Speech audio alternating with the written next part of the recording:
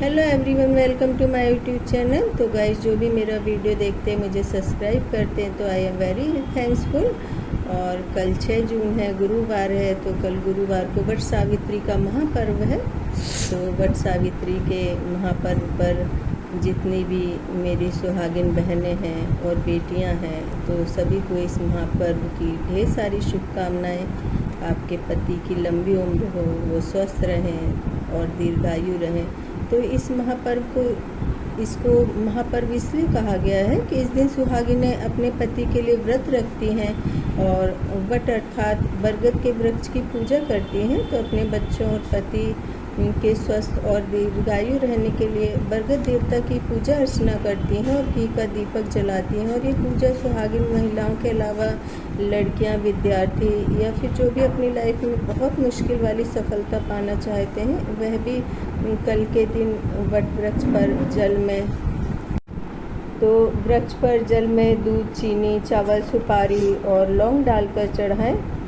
तो यहाँ पर मेरा एक बहुत बड़ी मुश्किल वाली सफलता का मतलब ये है कि जो विद्यार्थी यूपीएससी या किसी बहुत मुश्किल वाले एग्ज़ाम की तैयारी कर रहे हैं या कुछ नई जॉब में तैयारी कर रहे हैं या फिर कोई बच्चे बोर्ड के एग्ज़ाम की तैयारी कर रहे हैं, तो वो भी बड़ के वृक्ष पर जल चढ़ा सकते हैं और पूजा और प्रेयर वगैरह कर सकते हैं। तो इसकी पूजा इसलिए भी की जाती है कि ये जो बड़ का पेड़ होता है ना, कई वर्षों तक शीतल छाया, ऊर्जा और ऑक्सीजन हम सभी को प्रदान करता है। इसलिए हम इनको हमारे पूर्वज मान करके पूजा करते हैं।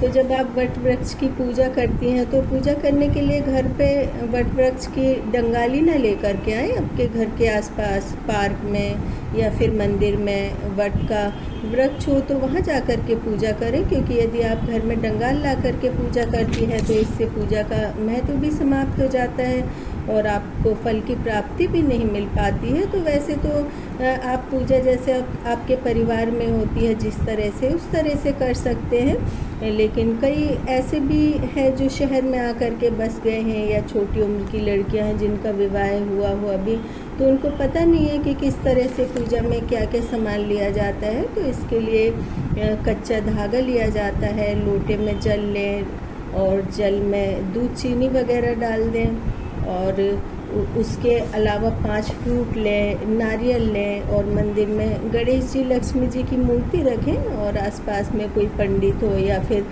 बच्चे हो तो उनको थोड़ा बहुत दान पुण्य भी करें और पेड़ पर 7 बार कलावा बांधें और वहाँ पर आप अपने बच्चों के, अपने परिवार की सुख समृद्धि के लिए प्रार्थना करें।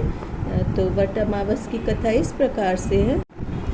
तो वट सावित्री व्रत ज्येष्ठ मास की कृष्ण पक्ष की अमावस्या को संपन्न किया जाता है और यह स्त्रियों के लिए महत्वपूर्ण पर्व है और इस दिन सत्यवान सावित्री तथा यमराज की पूजा की जाती है। तो यह कथा इस प्रकार से है कि राजा अश्वपति ने पत्नी सहित संतान के लिए सावित्री देवी का विधि पूर्वक व्रत तथा पूजन करके पुत्री होने का वर प्राप्त किया और सर्वगुण संपन्न देवी सावित्री ने पुत्री के रूप में अश्वपति के घर कन्या के रूप में जन्म लिया और कन्या के युवा होने पर अश्वपति ने अपने मंत्री के साथ सावित्री को अपना पति चुनने के लिए भेज दिया और सावित्री अपने मन के अनुकूल वर का चयन कर जब लौटी तो उसी दिन देव ऋषि नारद उनके यहाँ पधारे और नारद जी के पूछने पर सावित्री ने कहा, महाराज, धूमित सेन के पुत्र सत्यवान की कीर्ति सुनकर उन्हें मैंने पति के रूप में धारण कर लिया है। और नारद जी ने सत्यवान तथा सावित्री के ग्रहों की गणना कर अश्वपति को बधाई दी तथा सत्यवान के गुणों की प्रशंसा की, लेकिन साथ ही यह बताया कि सावित्री की 12 वर्ष की आयु होने पर सत्यवान की मृत्यु हो जाएगी। और नारद जी की बात सुनकर राजा अश्वपति का चेहरा मुरझा गया और उन्होंने सावित्री से किसी अन्य को अपना पति चुनने के लिए कहा, परंतु सावित्री ने उत्तर दिया, आर्य कन्या होने के नाते जब मैं सत्यवान का वरण कर चुकी हूँ तो अब वह चाहे अल्पायु हो या दीर्घायु हो, मैं किसी अन्य को अपने हृदय में नहीं बसा सकती हूँ। और सावित्री ने नारद जी से सत्यवान की मृत्यु का समय ज्ञात कर लिया और दोनों का विवाह हो गया। सावित्री अपने ससुराल और परिवार के साथ जंगल में रहने लगी और नारद जी द्वारा बताए हुए दिन से 3 दिन पूर्व से ही सावित्री ने व्रत शुरू कर दिया और नारद द्वारा निश्चित तिथि को जब सत्यवान लकड़ी काटने के लिए चला तो सास ससुर से आज्ञा लेकर वह भी सत्यवान के साथ चल दी। तो सत्यवान वन में पहुंचकर लकड़ी काटने के लिए वृक्ष पर चढ़ा और वृक्ष पर चढ़ने के बाद उसके सिर में भयंकर पीड़ा होने लगी और वह नीचे उतरा तो सावित्री ने उसे बड़ के पेड़ के नीचे से लिटाकर उसका सिर अपनी गोद में रख लिया और देखते ही देखते यमराज ने ब्रह्मा के विधान की रूपरेखा सावित्री के सामने स्पष्ट की और सत्यवान के प्राणों को लेकर चल दिए। और सावित्री सत्यवान को बट वृक्ष के नीचे ही लिटाकर यमराज के पीछे पीछे चल दी और पीछे आती हुई सावित्री को यमराज ने उसे लौट जाने का आदेश दिया। इस पर वह बोली, महाराज, जहाँ पति वहीं पत्नी और यही धर्म यही मर्यादा है।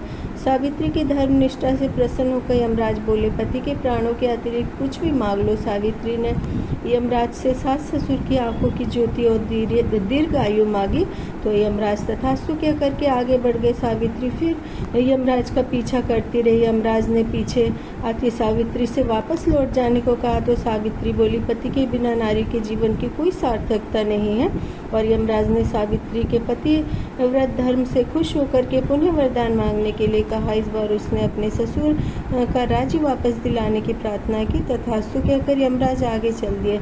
सावित्री अब भी यमराज के पीछे चलती रही। इस बार सावित्री ने यमराज से 100 पुत्रों की मां होने का वरदान मांगा तो तथास्तु कहकर के जब यमराज आगे बढ़े तो सावित्री बोली, आपने मुझे 100 पुत्रों का तो वरदान दे दिया है, पर पति के बिना मैं माँ कैसे बन सकती, तो अपना यह तीसरा वरदान पूरा कीजिए।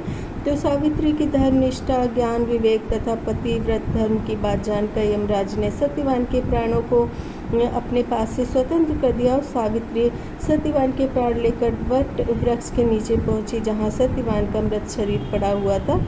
और सावित्री ने वट वृक्ष की परिक्रमा की और पूजा करी और सत्यवान जीवित उठा और प्रसन्नचित सावित्री अपने सास ससुर के पास पहुंची तो उन्हें नेत्र ज्योति प्राप्त हो गई। इसके बाद उसका खोया हुआ राज भी मिल गया और आगे चलकर सावित्री 100 पुत्रों की माता बनी। तो इस तरह इस कथा की समाप्ति हुई।